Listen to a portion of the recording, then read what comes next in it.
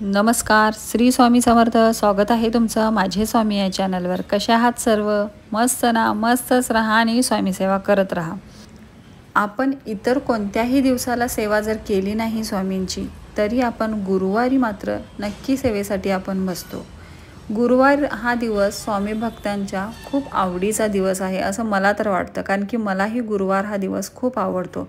गुरुवारी आपण कुठल्या ना कुठल्या कारणाने काही ना काहीतरी निमित्ताने स्वामींच्या समोर एक 5 मिनिट तर का होईना बसतो, एक 10 मिनिट तर का होईना आपण त्यांची सेवा करतो. तशी आपण इतर दिवसाला कुठल्या दिवशी किंवा इतर वाराला तेवढी सेवा होत नाही, पण गुरुवार आला की आपल्याला ओढ लागते की आज गुरुवार आहे, आज स्वामींची सेवा करायला पाहिजे, आज स्वामींची पूजा करायला पाहिजे. तर पूजा सेवा ही रोज आपल्या घरामध्ये तर झालीच पाहिजे. स्वामींची नित्यसेवा ही रोज आपल्या घरामध्ये झालीच पाहिजे. नित्यसेवेमध्ये आपण कोणती सेवा स्वामींची करू शकतो?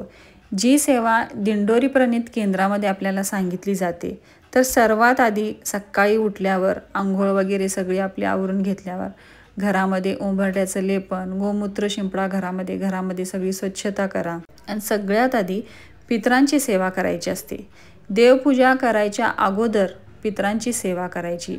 या पितरांच्या सेवेमुळे सुद्धा अनेक आपली कामे मार्गी लागतात. जर तुम्हाला कोणत्या ना कोणत्या कामामध्ये अडथळे येतच असतात, काही जरी तुमचं काम थोड्याशा कारणानिमित्त राहिलेलं असतं आणि ते परत आणि थांबून जातं, तर अशी जी अडथळे येतात की जी व्हायला लागतात कामे, पण होण्या अगोदर आता वाटतं आपल्याला की हे काम आपलं पूर्ण होणार आणि ती काम आपली थांबतात. तर अशा कामांना ज्यावेळी अडथळे येतात, तर तेव्हा नक्की समजावं की आपल्यावर पितृदोष आहे. तर यावेळी पितरांची सेवा करणे खूप महत्त्वाचे असते, खूप आवश्यक असते पितरांची सेवा करणे. तर पितरांची सेवा म्हणजे काय करायचं आपल्याला? जेव्हा आपण देवपूजा करायला बसणार, तर देवपूजा करण्याच्या अगोदर आपल्याला दक्षिणेकडे तोंड करून बसायचं आहे आणि नित्यसेवेच्या पुस्तकामध्ये जी पितृस्तुती आहे, पितृस्तोत्र आहे, तर ते आपल्याला म्हणायचं आहे दक्षिणेकडे तोंड करून. एक 5 मिनटं त्याला लागतात. फक्त तेवढी 5 मिनटाची सेवा आपल्याला पितरांसाठी करायची आहे आणि प्रत्येक अमावास्येला पितरांच्या नावाने काही ना काहीतरी दान करायचं आहे आपल्याला. तर ही झाली पितरांची सेवा. दुसरी सेवा कुठली करायची आहे आपल्याला? 11 माळी जप. श्री स्वामी समर्थ या मंत्राचा 11 माळी जप करायचा आहे. 11 माळी जप तुम्हाला एका बैठकीत जर जमत नसेल, तर तुम्ही 5 करा, 3 करा, संध्याकाळी आणि 5 करा किंवा 6 करा. अशा पद्धतीने थांबून जरी तुम्ही केला तरी पण चालतं. फक्त सेवा करणे याला महत्त्व आहे. मनापासून ती सेवा झाली पाहिजे. त्यानंतर स्वामी चरित्र सारामृत ग्रंथाचे 3 अध्याय रोज वाचायचे असतात. त्यानंतर पुढची सेवा आहे 1 माळ नवार्णव मंत्र. जी आपली कुलदेवी आहे, आपल्या कुलदेवीसाठी आपल्याला 1 माळ नवार्णव मंत्र म्हणायचा असतो आणि 1 माळ गायत्री मंत्र. पंचमहायज्ञ हा आपल्या घरामध्ये रोज व्हायला पाहिजे. पंचमहायज्ञाने सुद्धा आपली बरीच प्रश्ने सुटतात, बऱ्याच संकटामधून आपली रक्षण होतं. आणि एक वेळा कालभैरवाष्टक तुम्ही संध्याकाळी म्हणा. तर ही सेवा आपल्या घरामध्ये रोज व्हायला पाहिजे. सर्वात आधी पितरांची सेवा, मग स्वामी समर्थ मंत्राचा 11 वेळा जप, स्वामी चरित्र सारामृताचे 3 अध्याय, 1 माळ नवार्णव मंत्र, 1 माळ गायत्री मंत्र, पंचमहायज्ञ, कालभैरवाष्टक 1 वेळा. तर अशा प्रकारे आपल्या घरामध्ये रोज ही सेवा झाली पाहिजे. ही सेवा रोज ज्या घरामध्ये होते त्या स्वामी भक्तांना, त्या घराला भरपूर अनुभव आलेले आहे आणि प्रचंड ह्या सेवेचे त्यांना लाभही झालेले आहेत. तर आपण केल्याशिवाय होत नाही. सर्वात आधी आपण करायला सुरुवात केली पाहिजे. त्या सेवेसाठी आपल्याला अडथळे येणार, एखाद्या वेळेस कंटाळा येणार, एखाद्या वेळेस आळस येणार, एखाद्या वेळेस घरामधल्या काहीतरी अडचणी येणार, पण त्या अडचणीवर मात करून आपण ही सेवा सुरू ठेवली पाहिजे. हा एखाद्या दिवस आपल्याकडून चुकून कधीतरी सेवा राहून जाते, तर तो दिवस एखाद्या दिवस चालेल, पण रोजच आपण कंटाळा करत बसलो, रोजच काही ना काहीतरी कारण देत बसलो, तर ती सेवा आपली तशीच राहून जाते. त्यामुळे रोज घरामध्ये ही सेवा आपली झाली पाहिजे. तर गुरुवार म्हटला की आपण आणखीन हौसेने बसतो स्वामींच्या सेवेसाठी. तर अशी काही स्तोत्रे आहेत जी स्वयंसिद्ध स्तोत्रे आहेत. तर त्यामधील कोणतंही एक स्तोत्र तुम्हाला पठण करायचं आहे आणि त्याची सुरुवात तुम्ही गुरुवारपासून करू शकता. स्वयंसिद्ध दत्त महाराजांचे सगळे स्तोत्र स्वयंसिद्ध आहेत, फक्त त्यांना आपण पठण कशा पद्धतीने करायचं आणि त्याचे काय नियम आहेत की ते सिद्ध होतात, कशा पद्धतीने पठण केल्याने ते सिद्ध होतात आणि मग रोज जर आपण त्याचा संकल्प घेऊन रोजच्या नित्यसेवेमध्ये आपण 3, 11, 5 तुम्हाला जो आकडा हवा आहे त्या आकड्याप्रमाणे तुम्ही त्याचं पठण केलं तरी त्याचे लाभ तुम्हाला दिसून येतील. तर असाच एक दत्त महाराजांचा दिव्य स्तोत्र आहे, तो म्हणजे दत्तमाला मंत्र. दत्तमाला मंत्र स्तोत्र हा स्तोत्र खूप प्रभावी आहे. एखाद्याला जर आर्थिक समस्या आहे, विरोध आहे, बाधा आहेत किंवा आणखीन काही अनारोग्य आहेत, तर यावर प्रभावी उपाय म्हणून त्या सगळ्या समस्यांचे निवारण करण्यासाठी हा एक प्रभावी असा उपचार आहे. तर सिद्ध माला मंत्र स्तोत्र तुम्ही आर्थिक प्रगती जर तुमची थांबली असेल, पैशांची काही अडचण असेल, तर त्यावर देखील तुम्ही हा स्तोत्र पठण करू शकता.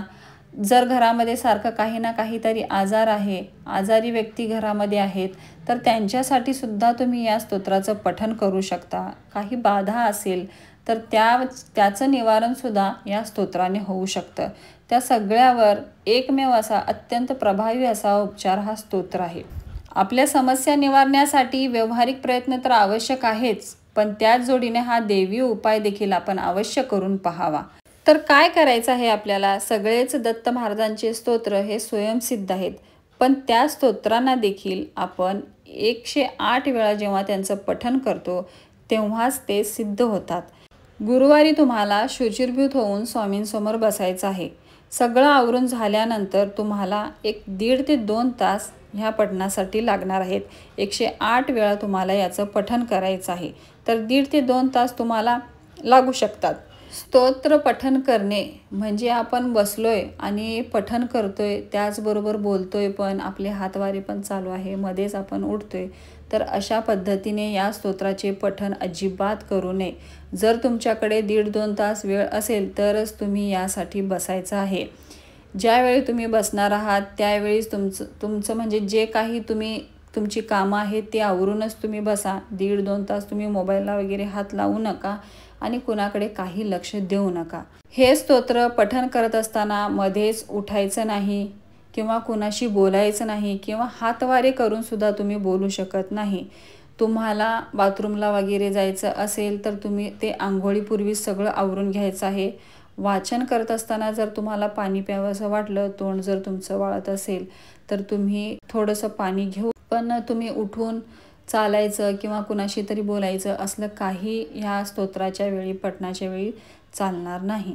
तर हे जे नियम आहे ते तुम्ही काटेकोरपणे पाळले पाहिजेत. हे स्तोत्र जेव्हा चालू असतं तेव्हा आपलं सगळं लक्ष केंद्रित झालं पाहिजे त्या स्तोत्रावर. अशा पद्धतीने आपलं ते वाचन असलं पाहिजे, तेव्हाच ते स्तोत्र सिद्ध होतात. आपलं मन जर त्यावर लागलं असेल, आपलं चित्त जर त्यावर बसलं असेल तरच ते स्तोत्र सिद्ध होणार.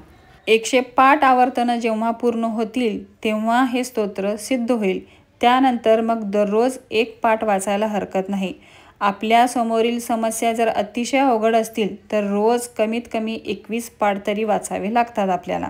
श्री दत्तमाला मंत्र हा प्रामुख्याने आर्थिक समस्या, विरोध, अनारोग्य यांच्या निवारण्यासाठी अत्यंत प्रभावी असा उपचार आहे. श्री दत्तमाला मंत्र सिद्ध झाल्यानंतर काही बंधने आयुष्यभर कटाक्षाने आपल्याला पाळावीच लागतात. ती अशी आहेत की वर्षभरातील प्रत्येक गुरुवार, प्रत्येक पौर्णिमा, मग वार कोणताही असो पौर्णिमेला, दत्त जयंती, गुरुपौर्णिमा, चैत्र व अश्विन नवरात्रीतील प्रत्येकी 9 दिवस कोणत्याही स्वरूपात मांसाहार, मद्यपान करणे सदैव वर्ज्य करायचं आहे. जेव्हा जेव्हा शक्य होईल तेव्हा गोरगरिबांना, प्राणीपक्ष्यांना तुमच्या आर्थिक क्षमतेनुसार अन्नदानही करायचं आहे. वर्षातून कोणत्याही एका दिवशी तुमच्या किंवा घरातील एखाद्याच्या वाढदिवस गरिबांना वस्त्रदान करायचे आहे. एकंदरीत सत्पात्री दान करत राहायचे आहे. शक्य असेल तर प्रत्येक गुरुवारी दत्तदर्शन किंवा कोणत्याही गुरूंचे दर्शन घेणे आवश्यक आहे. दत्तमाला मंत्र शुद्ध स्वरूपातील आहे. उच्चार नीट करावा. दत्तमाला मंत्र आत्मसात करून आयुष्यात सकारात्मक बदल आपल्याला अनुभवता येतात. दत्तमाला मंत्र हा अत्यंत प्रभावी मंत्र आहे. सर्व सिद्धी, यश, कीर्ती, आयु, आरोग्य या सर्वात यश मिळवण्यासाठी हा मंत्र जपला जातो. हा मंत्र सिद्धीसाठी सुरुवातीस व अखेरीस 108 वेळा ओम द्राम दत्तात्रेय नमा हा जप करावा आणि दत्तमाला मंत्र जपावा, म्हणजे मंत्र सिद्ध होतो। या मंत्राच्या हवनाने दत्तयागही आपल्याला करता येतो। जेव्हा तुम्ही वाचनाला बसणार आहात, म्हणजे पठण करण्यासाठी बसणार आहात, तेव्हा एक माळ ओम द्राम दत्तात्रेय नमा या मंत्राचा जाप करायचा आहे आणि 108 वेळा पूर्ण झाल्यानंतर ओम द्राम दत्तात्रेय नमा हा मंत्र परत 108 वेळा आपल्याला म्हणायचा आहे। म्हणजे एक माळ पठण करण्या अगोदर म्हणायचं आहे आणि एक माळ 108 आपली आवर्तने झाल्यानंतर आपल्याला म्हणायचं आहे। तर अशा प्रकारे जर तुम्ही पठण केलं तर हे स्तोत्र तुमचे सिद्ध होतात आणि मग याचे तुम्हाला लाभ व्हायला सुरुवात होतात। तर गुरुवार सारखा शुभ दिवस ह्या स्तोत्रांना सुरू करण्यासाठी नाही, तर गुरुवारी नक्की तुम्ही हे स्तोत्र सिद्ध करण्यासाठी प्रयत्न करून बघा आणि मग या स्तोत्राचे तुम्ही लाभ स्वतः अनुभवाल। करोडो भक्तांना या स्तोत्राचे लाभ आलेले आहेत। तुम्ही म्हणाल की आता मी गुरुवारी बसलेलो आहे, 108 आवर्तने माझी झालेली आहेत आणि झालं आता माझं काम, आता हे स्तोत्र माझं सिद्ध झालेलं आहे, कुठली काही अडचण आली म्हणा आता स्तोत्र झालं आपलं काम, तर असं नाही। सिद्ध तर झालेले आहेतच, 108 वेळा जेव्हा तुम्ही हे नियम पाळून बसणार वाचनासाठी तेव्हा हे सिद्ध तर होणारच, पण आपल्या नित्य वाचनामध्ये पण याची रोज पठण करण्याची आवश्यकता आहे। आणि जेव्हा तुम्हाला जास्त अडचण आहे असं तुम्हाला वाटत असेल, काही अडचणी असतील, संकट असतील, तर याची 21, 11, 51 अशा प्रकारे तुम्ही आवर्तने करायचे आहेत, म्हणजे ते तुमचं काम होणार म्हणजे होणारच, कारण हे तुम्ही स्तोत्र सिद्ध केलेलं आहे। तर तुमचं काम नक्की दत्त महाराज करणार। तर गुरुवारी तुम्ही ह्या स्तोत्राच्या पठणासाठी नक्की बसावं। पुढं आपलं काय बघितलं की आपल्या समोर कुठलं संकट येईल, कुठल्या अडचण येईल, तर आपण अगोदरच स्वामींच्या चरणी जाऊन आपण त्या गोष्टीची तयारी केलेली किती चांगली। स्वामी दत्त महाराज किती दयाळू आहेत बघा। फक्त त्यांची स्तोत्रांचे जर आपण पठण केले तर आपल्याला संकटातून ते तारतात, आपले रक्षण करतात, कायम आपल्या पाठीशी राहतात। तर ही सेवा आपण का सोडावी, तर प्रत्येकाने गुरुवारी या स्तोत्राचे पठण करावे आणि हे स्तोत्र सिद्ध करून घ्यावे। आयुष्यात तुम्हाला जर काही लाभ घडवून घ्यायचे असतील, काही चमत्कार आयुष्यामध्ये तुम्हाला घडवून आणायचे असतील, तर गुरुवारी तुम्ही या स्तोत्राचे नक्की पठण करा। तर आजचा व्हिडिओ इथेच थांबवते। कसा वाटला तुम्हाला आजचा व्हिडिओ नक्की कमेंट करा। व्हिडिओ आवडला असेल तर चॅनलला लाईक, शेअर आणि सबस्क्राईब करा। तोपर्यंत सर्वांना श्री स्वामी समर्थ।